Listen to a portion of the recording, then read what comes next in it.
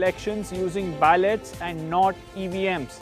This is a major decision by the Karnataka State Election Commission. दोस्तों, क्या भाजपा के favourite EVM पर पूरी तरह से लगेगा बैन? जी हाँ, क्योंकि अब इसकी शुरुआत हो गई है बेंगलोर से। बेंगलुरु में अब वो हो रहा है जो पिछले 25 सालों में नहीं हुआ। बेंगलुरु में बैलेट पेपर की वापसी हो रही है। इस खबर के सामने आते ही चारों तरफ हलचल मच गई है, तहलका सा मच गया है। और इस खबर से सबसे ज्यादा अगर किसी को मिर्ची लगी है तो वो भाजपा है।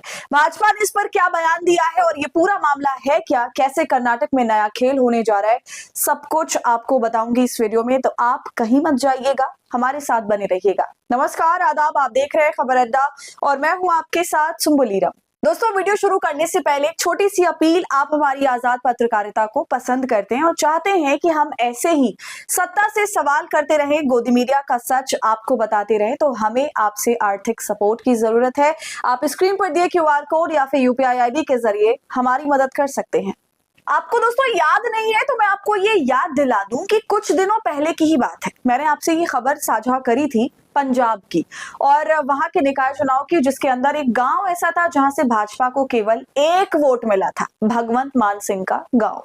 जी हां, और प्रचंड बहुमत से निकाय चुनाव में आम आदमी पार्टी ने जीत हासिल करी पंजाब के अंदर। और इसमें इंपॉर्टेंट बात यह है कि ये पूरा चुनाव ईवीएम से नहीं बल्कि बैलेट पेपर से हुआ।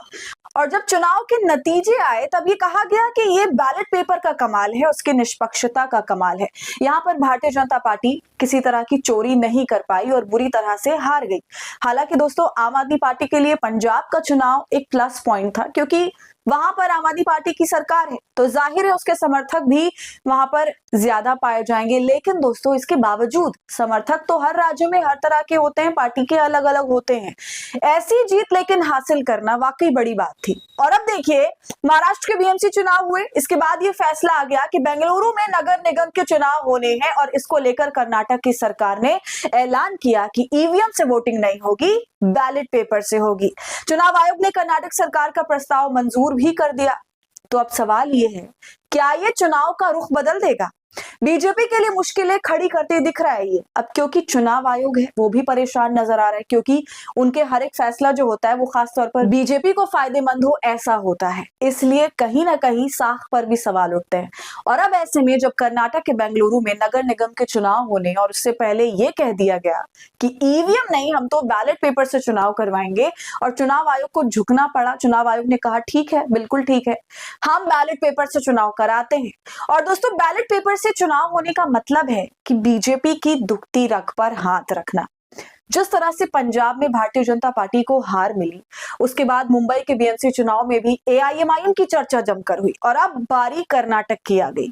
आप खबर देख लीजिए, लिखा है कर्नाटक में बेंगलुरु की स्थानीय निकाय चुनावों में इस बार ईवीएम की जगह मतपत्र से मतदान कराया जाएगा। बेंगलुरु के मुख्य निर्वाचन अधिकारी जीएस संग्रेशी ने बताया कि ग्रेटर बेंगलुरु अथॉरिटी के तहत आने वाली 5 नगर निगमों के चुनाव 25 मई के बाद कराए जाएंगे। ये चुनाव 10वीं, 11वीं और 12वीं की परीक्षाएं समाप्त होने के बाद और 30 जून से पहले संपन्न कराए जाने की योजना है, जैसा कि सुप्रीम कोर्ट ने निर्देश दिया। संग्रेशी ने यह भी स्पष्ट किया कि इस साल के अंत में होने वाले जिला और तालुक पंचायत चुनाव भी मतपत्र से ही कराए जाएंगे। उन्होंने कहा कि मतपत्र से चुनाव कराने पर ना तो किसी कानून की रोक है और ना ही सुप्रीम कोर्ट की ओर से कोई आपत्ति। उनके अनुसार मतपत्र चुनाव की पुरानी और स्वीकृत प्रक्रिया है और अमेरिका जैसे विकसित देशों में भी आज मतपत्र से मतदान होता है।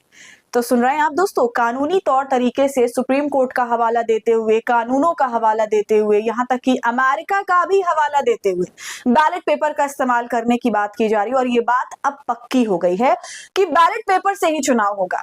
इसको लेकर कई सवाल भी उठे हैं। इसके जवाब में कर्नाटक के चुनाव आयोग ने कहा कि राज्य निर्वाचन आयोग एक स्वतंत्र संवैधानिक संस्था है और यह निर्णय किसी राजनीतिक दबाव में नहीं लिया गया है, ऐसा क्लैरिफाई किया है। पूरे मामले पर कर्नाटक की सरकार के उप मुख्यमंत्री डीके शिव कुमार ने कहा कि राज्य चुनाव आयोग एक स्वतंत्र संस्था है और सरकार उसके निर्णयों में हस्तक्षेप नहीं करेगी। उन्होंने कहा कि मतपत्र का विकल्प भाजपा सरकार द्वारा बनाए गए बीबीएमपी कानून में पहले से ही मौजूद है, जिसे आगे बढ़ाया गया है। इस बात से अब भाजपा दोस्तों परेशान है, भड़क रही है। खबर में देखिए बयान लिखा है, इस घोषणा के बाद बीजेपी ने ईवीएम को छोड़ने का कड़ा विरोध किया। बीजेपी प्रवक्ता प्रकाश एस ने याद दिलाया कि राजीव गांधी ने चुनावों में ईवीएम शुरू की थी। कांग्रेस पार्टी राहुल गांधी को खुश करने के लिए बैलेट पेपर पर जा रही है। प्रकाश एस ने कहा कि कांग्रेस की हार पक्की है, चाहे वो ईवीएम से हो या बैलेट पेपर से। तो अब कर्नाटक में भी सियासी खेल शुरू हो गया है। भले ही निकाय चुनाव है, मगर इसमें भी पूरी ताकत लगाई जाएगी दोस्तों, क्योंकि अब बात ईवीएम वर्सेस बैलेट पेपर की हो गई है। आपका इस पूरे मामले पर क्या कहना है? अपनी राय आप हमें कमेंट करके जरूर बताइए।